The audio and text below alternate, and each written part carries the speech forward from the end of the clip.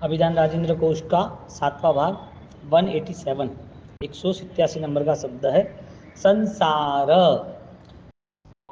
ये शब्द ऐसा है जो किसी को समझाना नहीं पड़ता है, लेकिन ये शब्द इतना कठिन है कि समझने के लिए कोई तैयार नहीं है। समझन सब कुछ है, पता सब कुछ है, लेकिन उस अनुसरण में आते नहीं है। इसके लिए ज्ञानी ने बार बार ये बोध का अवसर दिया। संसार जिसमें सार नहीं है, समगतः सार, अल्प सार भी नहीं है, जिसका नाम संसार।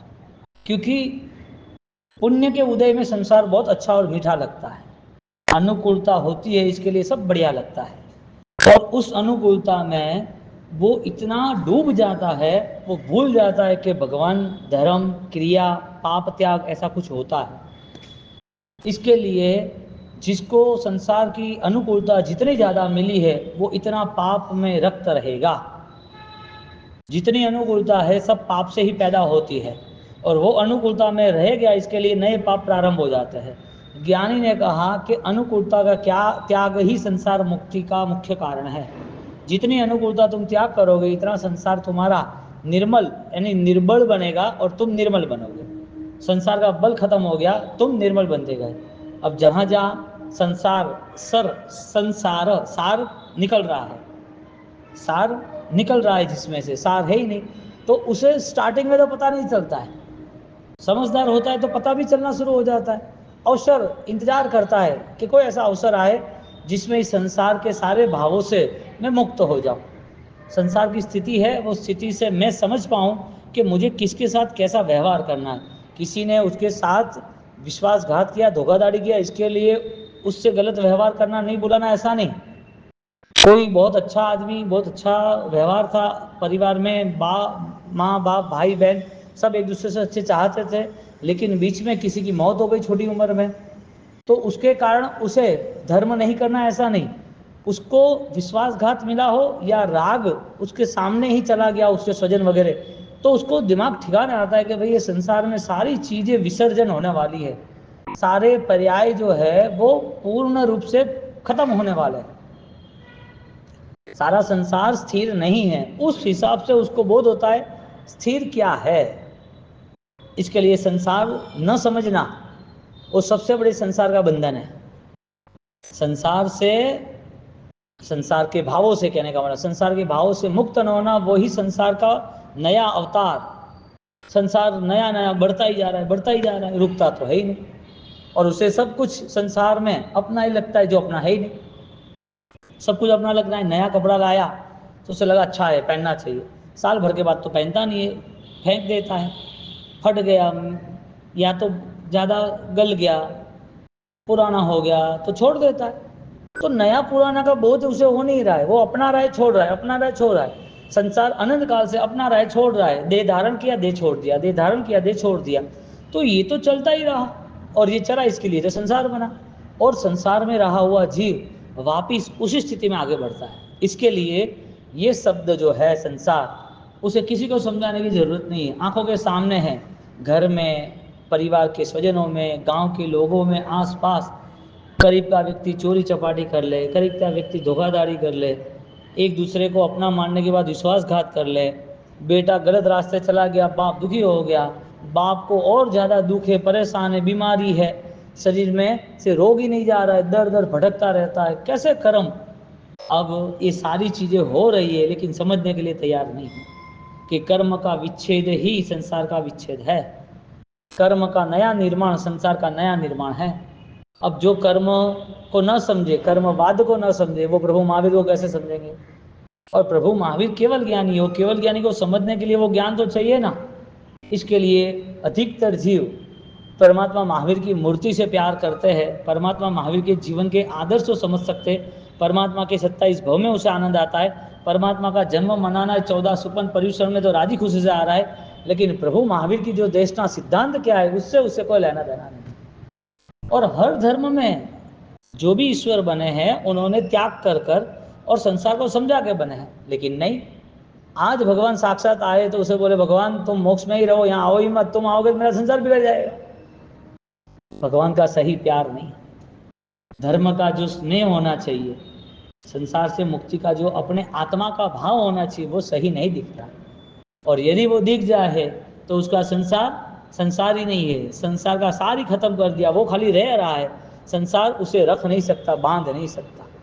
रस्सी पर एक लड़का नाच रहा है, ड्रामा वो बता रहे हैं ना, कहीं ना कहीं रास्ते पे रहता है कोई ना कोई, तो कोई व्यक्ति नाच रहा है तो कितने समय तक, ये तो संसार का ड्रामा है, लोग खड़े हैं इसके लिए, उसको रस्सी पर नाचना पड़ता है, स्टेज पर रहकर ऑडियंस सारी देख रही है उसको, दर्शक सारे देख रहे हैं, और देख रहे जो दर्शक वो खुश हो रहे हैं, उस रस्सी पे नाच रहा है, रस्सी पे लाठी लेके नाच रहा है, रस्सी पे और हाथ पे कोई ना कुछ चीज घुमा रहा है, सिर पे कुछ रखा है, और रस्सी बड़ी 20 फुट ऊपर है और आगे 25 फुट 50 फुट है, उसे पता नहीं है कि ये मुझे एक ही घंटा करना है, जिंदगी भर नहीं करना है, वो उसका वहां रहना करना वो नित्य नहीं है, वो समय आता है वो सारी चीजें छोड़ देता है।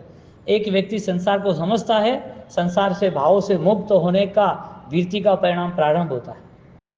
अब वृत्ति के परिणाम ना आए, सम्यक दर्शन के परिणाम ना आए तो समझ लेना संसार मोह की स्थिति का है और मोह पड़ा रहा है, मोह के कारण ही पूरा संसार तैयार हुआ है।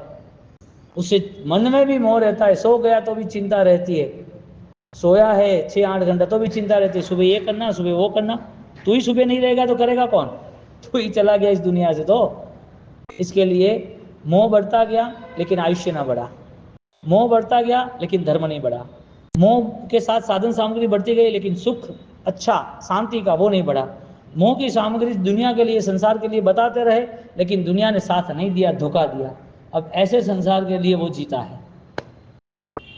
इसी संसार में मोक्ष नहीं है तब तक सबको जीना है, जब तक सारे कर्मों की मुक्ति सबको जीना है। ज्ञानी ने डिफरेंस बताया, भेद बताया कि तुम्हें यहाँ रहना है मेहमान की तरह रहना,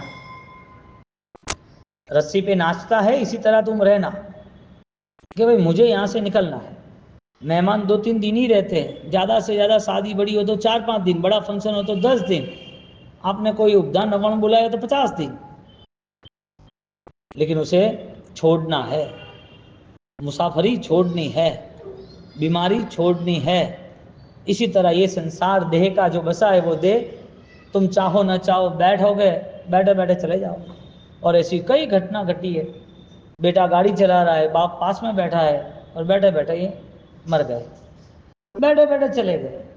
अब कहाँ लोगों ने नहीं देखा है, सब लोगों को पता है, जिसके 60 70 80 साल भी होते तो भी उसे पता है 100 साल पूरे होने आए, मौत करे द्वार पे खड़ी है, शरीर साथ नहीं दे रहा है, शरीर गलगला है, दवाइयों पे चल रहे हैं, 20 साल से रिपोर्टों करा रहे हैं, शरीर सड़ने लगा है, कमजोरियां हो रही है, देखना सुनना सब बंद हो रहा है, चलना नहीं हो रहा है, इतनी कठिनता है उसके जीवन में, फिर भी उसको मोह नहीं छूटता उसको लग रहा है कि बेटा क्या कमा रहा है, छोटा बेटा कहाँ है, बेटे की बेटी का क्या हुआ,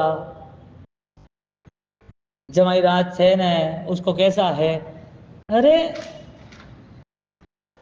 मौत तुझे ले जाएगी तो ये लोगों को तो यूं ही रहने वाला है, तुझे मौत लेके जाएगी, तारी सारी चीजों का तुझे हिसाब किताब करेगा कि किसके लिए तूने किया, ये संसार तूने जो बसाया था वो तो तू छोड़ दिया, जो बसाया था उस समय जो तेरे कसाई थे, तेरे राग द्वेष, तेरा मोह माया, ये सारी चीजों का क्या करेगा तू, तब जवाब कुछ भी नहीं है, तब चीखना यानी कि भयंकर दुखों में चीखना चिल्लाना कोई साथ देने वाला नहीं है। वो ही व्यक्ति जिसका संसार का भयंकर मोह है, वही वहाँ कीड़ा जानवर वहाँ उत्पन्न होता है उसी जगह पर। पंचरंगी राजा, पंचरंगी कीड़े की कथा आती है, राजा को इतनी आसक्ति थी स्त्रियों पर, अपने परिवार पर, अपने राजमहल पर, तो अभिमान से वो चकचूर हो गया, और सीधी बात है जिसके भयंकर कर्म है उसको भयंकर दुख की अवस्था मिलने वाली। और एक ज्योतिष आता है और राजा को कहता है कि राजन बहुत भयंकर स्थिति है, आपकी मौत 7 दिन में होने वाली है, तो कैसा हो ही नहीं सकता, 10 दिन तू यहाँ ही बैठ, तो झूठ बोल रहा है। वापिस उनको 3-4 दिन मिलना हुआ तो कि राजन और बड़ी भयंकर परिस्थिति है, तुम्हारी मौत के बाद भी तुम्हारा जीवन कीड़ों की दुनिया में, जहाँ गांव की जितनी गंदगी इकट्ठी होती है, पानी वहाँ पर सारे वेस्टेज, वहीं तुम्हारा कीड़ों की तरह जन्म रहेगा, तुम कीड़े बनोगे कीड़े, नहीं नहीं ऐसा नहीं होता, न ऐसा न वैसा, और वो बचने के लिए वहाँ से हजारों किलोमीटर दूर चला गया। अब मौत ने बोला अच्छा हुआ मैं वहाँ तक राजमहल तक आता, मैं थक जाता, तू यहाँ बैठ और यहाँ ही बैठ, अच्छा काम किया तूने, और इसके लिए तुझे मैं लेके जा रहा हूँ। वो सोचता था कि राजमहल में मौत नहीं आएगी, वो सोचता था कि राजा को मौत नहीं आएगी, वो सोचता था कि हेल्दी हूँ तो मौत नहीं आएगी, वो सोचता कि राजमहल से दूर आ गए तो भी मौत नहीं आएगी, वो सोचता था कि 7 दिन तो होने आए, मुझे कुछ नहीं हुआ, मौत कैसे आएगी। इसका कोई एड्रेस न सरनामा न उसकी कोई रेड लाइट, वो सायरन थोड़ी होती है, मौत आनी है तो संसार का ये स्वरूप है। और राजा मर गया, और राजा ने वापस बोला कि यदि यहाँ कोई कीड़ा दिखे गंदगी में, गटरों में, तो उसको भाला से, आग से, कुछ भी करके मार डालना, जो मार डालेगा उसको उसको 1 लाख सोना मोर देंगे। सबको जीना पसंद है, वो कीड़ा वहाँ से बच गया, जन्म भी हुआ और वहाँ से बच गया। कहाँ राजा और कहाँ कीड़े का जीवन, कहाँ पूरा संसार बसाया हुआ है और कहाँ अगला भव, कौन तय करेगा भाई। संसार की सम्यक स्थिति समझ पाएगा वही तय कर पाएगा, वरना तो सारा मन अशांत और संकल्पों के साथ नए दुखों का आमंत्रण है। संसरणम संसार, जो संसार बहता जा रहा है, संसरण उसको संसार कहते हैं, यानी अनादिकाल से हमारा आना जाना हुआ है। भवद भवांतर गमने नरकादिषु पुनः पुनः भ्रमणे, संसार किसे कहते हैं कि जो दुख हमने सहन किए वापस वो दुख बार बार आना, उसका नाम संसार है। एक बार दुख आया तो दूसरी बार नहीं आना चाहिए, लेकिन नहीं, क्यों आते हैं। वजह ये थी कि वो नरक के और निगोद के और जानवर की दुनिया के दुख उसी समय भी हम समझ नहीं पाए, और वो दुख छूट गए, इसके बाद भी आज संसार को समझने के लिए जो मन, जो विचार, जो धर्म मिला है, तो भी हम समझ नहीं पा रहे। इसका मतलब पुनः पुनः शब्द क्या रखा, नरकादिषु पुनः पुनः भ्रमण है, नरक आदि में पुनः पुनः उसका परिभ्रमण होता है। तो इस भव के बाद एक व्यक्ति को यहाँ से भेजो कि भाई वहाँ आगे उस रास्ते पे आग लगी है, जा, अरे आग लगी क्या, वहाँ तूफान हो तो भी हम नहीं जाते, वहाँ रास्ते का काम चालू हो तो भी नहीं जाता, वहाँ बहुत सारा पानी कीचड़ पड़ा है तो भी नहीं जाता, दूसरे रास्ते जाएंगे, उस रास्ते में तोड़फोड़ हुई है तो भी नहीं जाते। अब आप उस रास्ते जाते ही नहीं हो, तो फिर तुम्हें जो कोई बताए कि वहाँ आग है तो आग के रास्ते कैसे जाओगे। ज्ञानी ने बताया कि संसार के मोह की तीव्र स्थिति आरंभ परिग्रह राग से होता है, तो आरंभ परिग्रह रो रुद्धो, आरंभ परिग्रह की तीव्र जो स्थिति है वो सारी स्थिति उसको नरक का अधिकारी बनाता है। यदि जहाँ आग है, पानी है, कीचड़ है, जहाँ पर कठिनाइयाँ है, वहाँ समझदारी के साथ नहीं जाता, तो आगे की जो स्थिति है वो समझदारी नहीं है। यहाँ कहते हैं पुनः पुनः नरकादिषु भ्रमणे, संसार किसे कहते हैं, वापिस आगे आगे आगे उस भव भ्रमण में वो बढ़ता जाता है। तो यहाँ से कोई मरेगा तो स्वर्गस्थ कहलाएगा ना, यहाँ से कोई मरेगा तो स्वर्गवासी कहलाएगा ना। लोग क्या सोचते हैं, पिता मर गए तो स्वर्गस्थ, माता मर गए तो स्वर्गस्थ, पुत्र मर गए तो स्वर्गस्थ, कोई छोटी उम्र मर गए स्वर्गस्थ। तय किसने किया कि स्वर्ग में गया, स्वर्गवासी बना कैसे। यहाँ तो स्वर्ग खड़ा नहीं कर पाया, यहाँ तो मन की प्रसन्नता, मन की खुशी पा नहीं पाया, क्योंकि जब तक सम्यक ज्ञान आधारित आराधना नहीं होती है तब तक सारा मोह उसे दुखी कर देता है, सारी मोह की स्थिति उसे ऑलरेडी डुबा देती है। और समकित आत्मा के लिए पूरा संसार कल्याणकारी है। सम्यक दर्शन आधारित जो भी जीवन व्यतीत करता है वो संसार के सारे स्वरूपों को कर्मक्षय ही गिनता है। उसे राग के साधन मिलेंगे तो भी अलिप्त रहेगा, और दुख की स्थिति मिलेगी तो भी समाधि में रहेगा, क्योंकि मोह की स्थिति से वो मुक्त हो गया है। मोह की अनंत काल की पुद्गल परावर्तन की स्थिति से वो बाहर आ गया है। और जो मोती उसको छेद कर दिया है, मोती को, उस मोती में कचरा भर भी जाए तो भी वो निकलने में 1 सेकंड रहेगी, लेकिन छेद ही नहीं किया है तो छेद करने के लिए उसको थोड़ा कठिनता लगेगी। मोक्ष के लिए सम्यक दर्शन आधारित आराधना आवश्यक थी, और संसार में वो उस आराधना में न जुड़ा तो उसकी अनंत काल की वापस दुर्गति निश्चित है। अनंत काल अर्ध पुद्गल परावर्तन नहीं, तो जब अनंत काल निगोद में गया है एक इंद्रिय अवस्था में, उसकी अपेक्षा तो मानव जीवन बहुत अल्प है। ये जीवन अल्प है नहीं, ऐसे कई मानव जीवन मिले वो भी अल्प है। हजारों बार मानव जीवन मिले तो उसका आयुष्य बहुत कम है अनंत निगोद की यात्रा, नरक की यात्रा की अपेक्षा से। तो जहां विशेष आवश्यक हम देखें कर्मगन की दृष्टि से, तो जन्म मरण की दृष्टि से निगोद में अधिक जीव है, अधिक से अधिक अनंत, और कम से कम जीव पंचेंद्रिय मानव मन सहित श्रद्धावान आराधक अनुभव दशा वाले अल्प से अल्प अति अल्प है। और वही सौभाग्यशाली है जो संसार से मुक्त हो सकता है। अब देखने जाओ तो पंचेंद्रिय अवस्था तिर्यंच में है, देव में है, नरक में है, मानव में। मन चारों को मिला है, धर्म की अवस्था चारों को मिली है, सम्यक दर्शन पा सकते हैं। नारकापि मोदेषु अश्य कल्याण प्रवेश, नरक में भी सम्यक दर्शन पा सकते, जानवर की तिर्यंच की दुनिया चंद्र कौशिक की वहां सम्यक दर्शन पा सकते, देवों की दुनिया में लेके जा सकते, पा सकते। मानव जीवन तो है ही अधिकारी, चारों गति में मानव जीवन है, मन है, सम्यक दर्शन अवस्था है। लेकिन वीरति की अवस्था से संसार की मुक्ति का जो मुख्य कारण है परम चारित्र में रहना, वो प्राप्त करने के लिए उसका मन नहीं हो रहा। इसका मतलब ये रहा कि संसार का मोह अकबंध है, क्रिया अलग है, मोह का त्याग अलग है।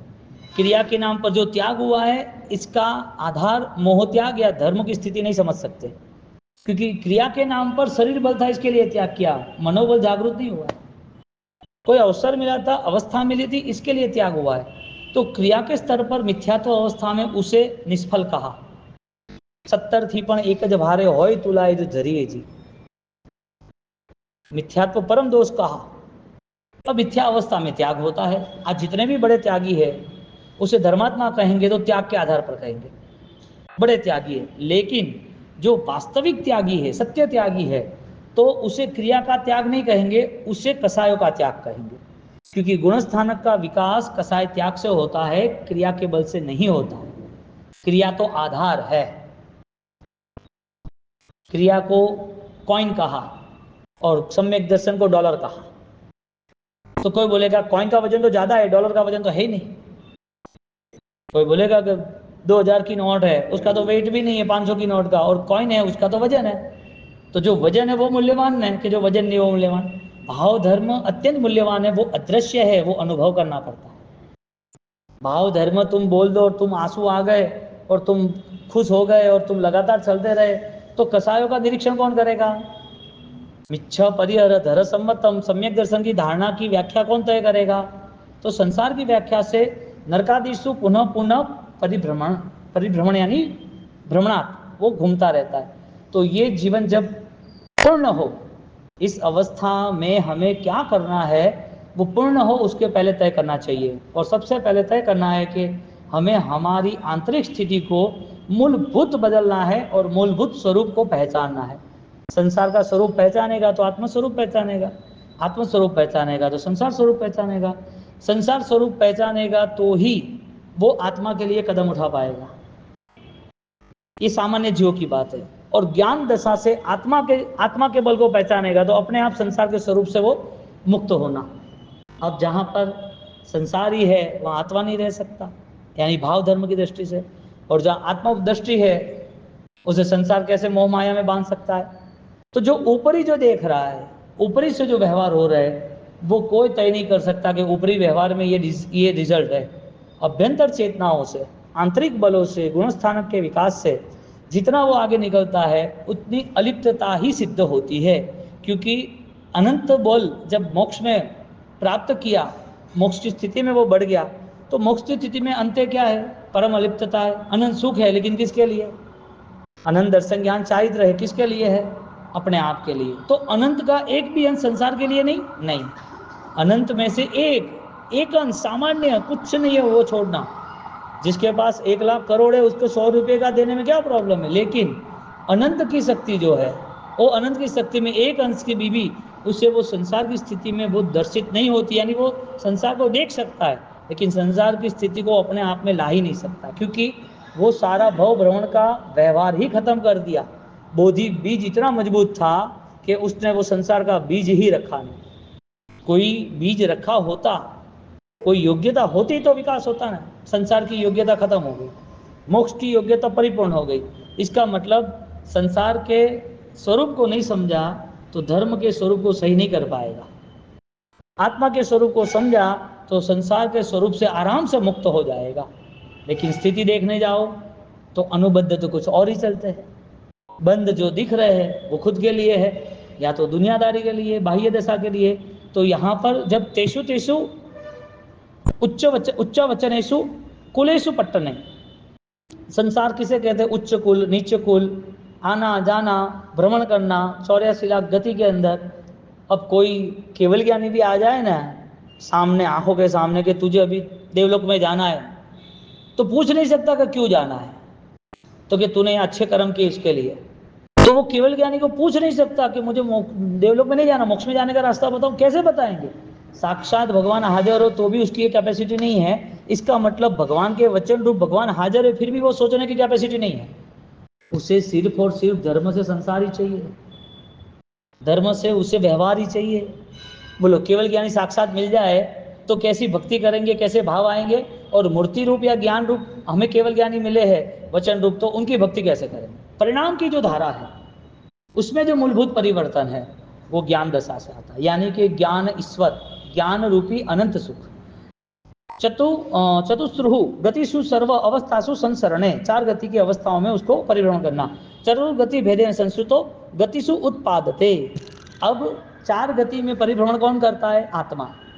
क्यों करता है? कर्मों के कारण करता है। तो उसे पूछो कि वो गति में जाने का लाइसेंस किसने दिया, तुम्हारी गति का बुकिंग किसने कराया? यदि तुम्हारी गति का किसी ने बुक कराया तो अनंत आत्मा बिना गति के मुक्त कैसे हो गए? तो गति उत्पादते, ऐसा शब्द लिखा आचार्य सूत्र में, गति उत्पादक है। तुम गति का प्रोडक्शन बढ़ा रहे हो, गति है ही नहीं तुम्हारी, तुम्हारी गति तो मोक्ष की है। तो प्रोडक्शन किसने बढ़ाया? हमने खुद ने बढ़ाया। क्यों बढ़ाया? क्योंकि हमारी स्थिति दुनियादारी को कवर करने की थी। हमें दुनिया को कुछ दिखा देना था कि हम बड़े धर्मात्मा हैं, बड़ी आराधना कर रहे हैं, हम बहुत अच्छे हैं, हमारा जीवन एकदम परफेक्ट चल रहा है। ये जो बाह्य भाव था संसार के लिए, उस संसार की स्थिति में अभ्यंतर चेतना जुड़ी ही नहीं, तो फिर संसार का उत्पादन तो स्टार्ट है। और केवल ज्ञानी बोले तुम्हें देवलोक में जाना है तो राजी, केवल ज्ञानी बोले कि तुझे बहुत अच्छे सुख मिलेंगे संसार के तो भी राजी, क्योंकि आज भी यही सोच है। आज भी सोच क्या है? आत्मा की सोच बने तो आत्मा की खोज भी बन सकती है। आत्मा की खोज बनती है, इसका मतलब अनुभव के बिना संभव नहीं है, इसके लिए अनुभव करता है। और वो अनुभव अभ्यंतर दशा से प्रारंभ होता है, उसका एकांत, उसका ऐश्वर्य है। वो बैठता है 1 घंटा सज्जय संधिसाओं सज्जय करो स्वाध्याय में, क्यों बैठता है? सस्य अध्ययनम, वो खोज शुरू होती है। भरत महाराजा का मोक्ष पल भर में केवल ज्ञान की अपेक्षा से, और आदिनाथ भगवान को 400 दिन तो अंतराय हुआ। भगवान को जल्दी मोक्ष होना चाहिए कि पुत्र को? भगवान को। तो आंतरिक जो कर्म की स्थिति उस समय की थी वो उसका रोल निभा रही है, उनकी आंतरिक स्थिति जो उनका रोल निभा रहे हैं। बोलो इतना गहरा रिलेशन कनेक्शन होने के बावजूद भी इनको क्षण लगती है, उनको अच्छा समय लगता है। तो व्यक्तिगत पर्टिकुलर आत्मधर्म से हमें संसार को समझना था। तो गति से उत्पादक है। अब गति भवनिव्यो क्यों कहा भगवान को कि भगवान मुझे अभी नई गति में नहीं जाना, मुझे भव भ्रमण की मुक्ति पानी है, भव भ्रमण से मुझे छुटकारा चाहिए।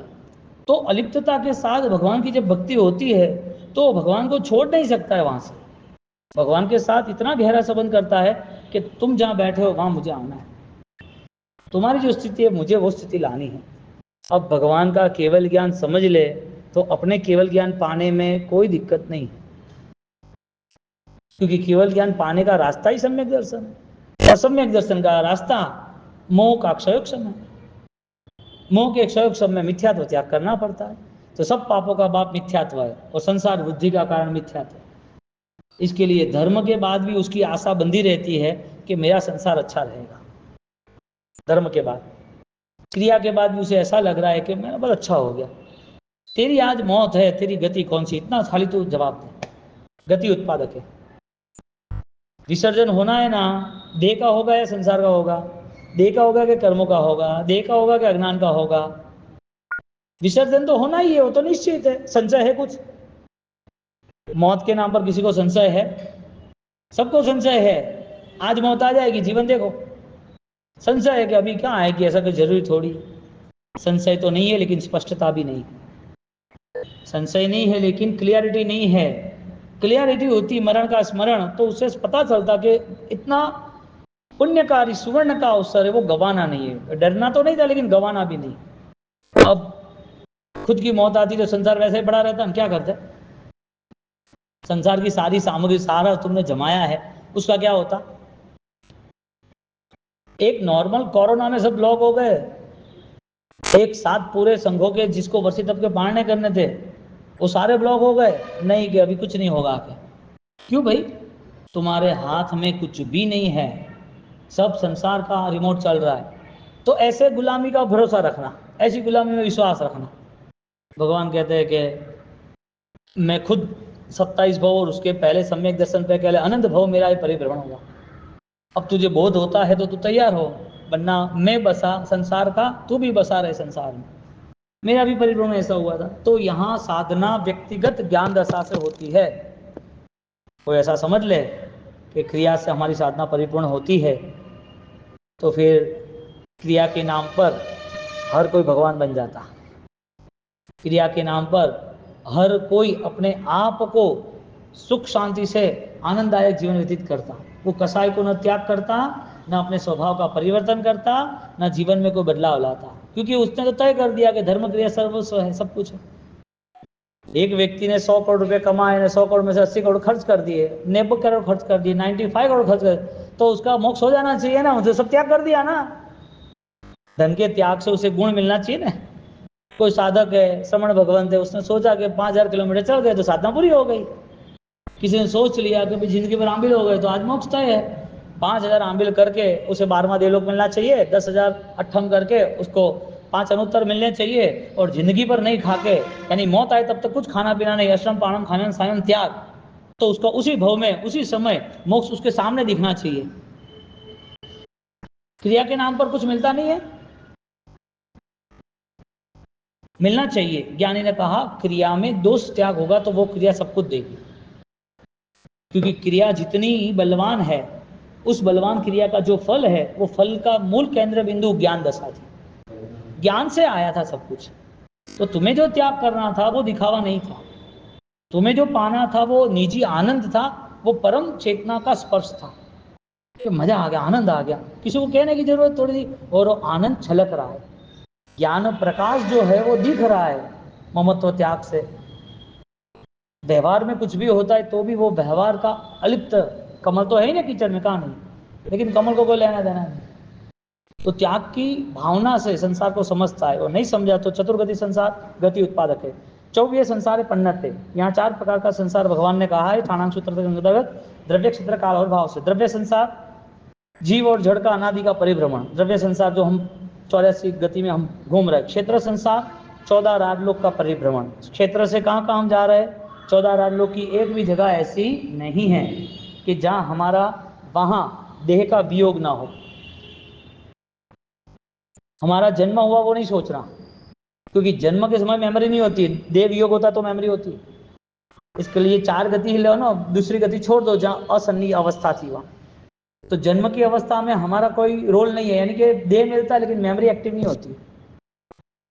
लेकिन अंत समय जब आता है तो सब पता चलता है कि कैसे कैसे संसार हमने निभाया है। इसके लिए क्षेत्र से 14 राजलोक में हर जगह पर हमने संसार छोड़ा है। हमने जन्म लिया ऐसा नहीं, जन्म है तो ही सब त्याग है ना, संसार मरण है ना। तो इसका मतलब कि एक भी अवस्था ऐसी नहीं जिसमें पर्यायों का ढेर खड़ा नहीं किया था। ये मेरा, ये मेरा, ये मेरा, लेके आ जा, तेरा था लेके आ। अच्छा तो गया कहाँ, चल अब बता। और तू पूर्व में राजा था ऐसा केवल ज्ञान है, कहा आजा तेरा राजपाट लेके आ 2000 साल पहले का। तो क्या वो तो कुछ नहीं है? अरे तेरा खुद का है तो भी तू तो मान रहा था ना मेरा। यहाँ कहते हैं कि द्रव्य का संसार जीव अजीव 84 चक्कर, क्षेत्र का संसार 14 राजलोक, काल का संसार पक्ष मास, यानी कि किसी का अंतर्मुहूर्त का जीवन होता है, किसी का 15 दिन का होता है, किसी का महीने का, साल का, 100 साल का, उत्सर्पण या अवसर्पणी, पल्योपम सागरोपम का आयुष्य, वो कौन सा? काल का। कितना काल हमारा व्यतीत हुआ इस देहों में? देह यानी पर्याय, देह यानी पर्याय, पर्याय में कितना काल व्यतीत हुआ? कोई भी देह होता है, सूक्ष्म पर्याय हो या सामान्य बादल पर्याय, एक इंद्रिय अवस्था हो या सन्नी पंचेंद्रिय अवस्था हो, 7वीं नरक हो या 12वां देवलोक हो, कितने देह हमने इस संसार में छोड़े? नशा जाई नशा जोड़ी न तम ठाण, तो कोई पता ही नहीं है। सभ्य जीवानंद सो, कोई पता ही नहीं है। इसका मतलब यहाँ तुम्हारे देह की यात्रा को खत्म करने के लिए कोई भगवान आने वाले नहीं है, और कोई भगवान है तो भी तुम्हारे देह की यात्रा खत्म नहीं करेगा, क्योंकि उनके देह की आत्मा कोई और भगवान ने खत्म नहीं की थी।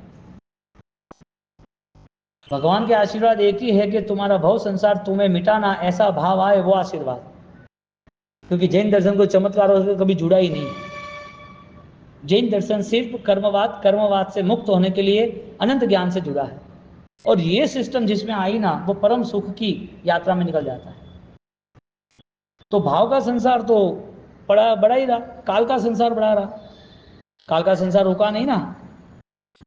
तो कितना ढेर जमा हुआ होगा अनंत काल का, अनंत विचारों का, अनंत अज्ञान का, अनंत पर्याय के रागों का, कितना संसार आत्मा के ऊपर बसा हुआ है। आज साक्षात तीर्थंकर भी मिले तो भी हमें याद नहीं आता। तीर्थंकर मिले या तीर्थंकर की वाणी मिले, दोनों एक ही है।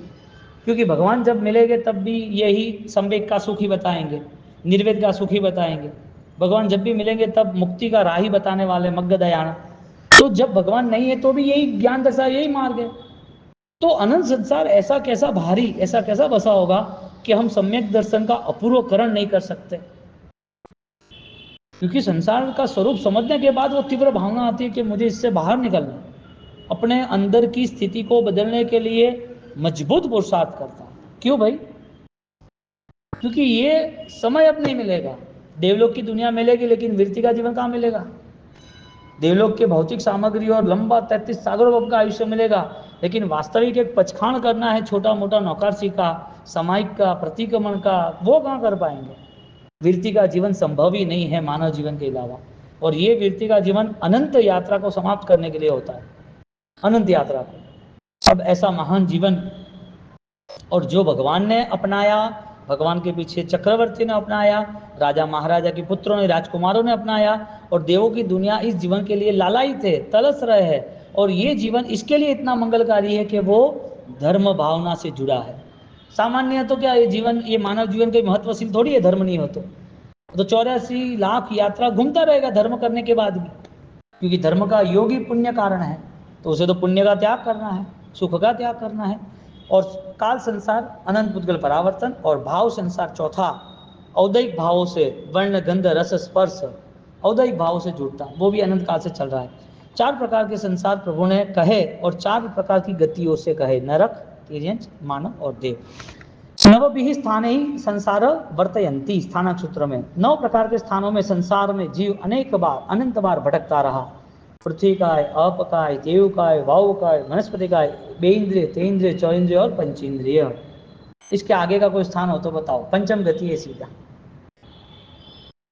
देवलोक की दुनिया में अनुत्तर विमानवासी जीव सिर्फ छठ की तपस्या कम होती है ना, और मोक्ष यहाँ दिखता है खाली 2 हाथ में, कि वहां जाना था, यहां तक हाइट पे आ गया, लेकिन वापस मानव जीवन के श्रेष्ठ साधना करके बाद में मोक्ष में जाना पड़ेगा। तुम्हारे पास कितनी भी विद्या शक्तियां हो, कितने भी श्रेष्ठ जीवन व्यवस्था हो, लेकिन आत्मा अकेली मोक्ष में जाएगी, बंधन एक भी नहीं चाहिए। तो यहाँ पर 9 प्रकार का सारा संसार भगवान ने बताया। संसार उच्छेद मना, 8 प्रकार कर्म छेद, कर्मा 8 कर्म को छेदना, वही संसार है। अब जिसको कर्म का बोध नहीं है कि ज्ञानावर्ण क्या है, दृष्टावर्ण क्या है, वेदनीय क्या है, मोहनीय क्या है, जिसको ज्ञान ही नहीं है तो वो कैसे पॉसिबल रहेगा? कोई चीज का ज्ञान होगा तो उसको पता चलेगा ना। कोई बुजुर्ग है, 90 साल की उम्र है, और कुछ देर के लिए घर के कोई व्यक्ति बाहर गए हैं और घर में आग लग गई, वो चल भी नहीं सकते, पैरालिसिस है। चिल्लाए तो चिल्लाए कहे किसको, कहे तो किसके, और वास्तविक वो जल गए, तो माना जाता है कि उसकी कंडीशन थी। एक छोटा बच्चा है, उसे पता नहीं है, गैस पे सब बनाया रखा है और नीचे है गैस, गांव का घर है, हाँ, वो लकड़े जल रहे हैं, और खेलते खेलते अंदर चला गया और पकड़ लिया जलता हुआ लकड़ा, और जल गया, रोने लगा। समझ सकते कि उसको पता नहीं था, समझ सकते कि वो बुढ़ापा था, कैपेबल नहीं थे, लेकिन जिसके पास कैपेसिटी है वो जलेगा। ज्ञानी कहते हैं यहाँ पर जिसको पास समझने की क्षमता है अष्टकर्म की, वो कर्म बंद करेगा क्या? और कर्म बंद करेगा वो पता होता है ना, इसके लिए कर्म से कैसे होता है वो भी पता होता है।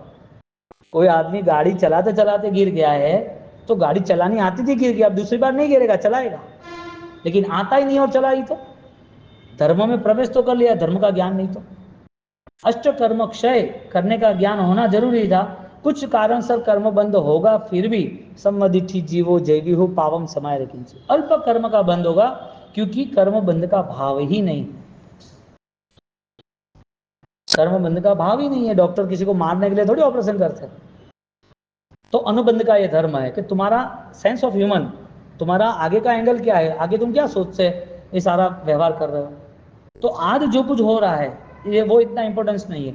जो अनुबंध लॉन्ग विजन पे क्या होना चाहिए, वो तुम क्या चाहते हो, वो कर्म का खेल है। इसके लिए अष्टकर्म क्षयात इति संसार, अष्टकर्म वाला संसार अट्टव्यायम भवादौ, जो भव भ्रमण में घुमा रहा है वो संसार है।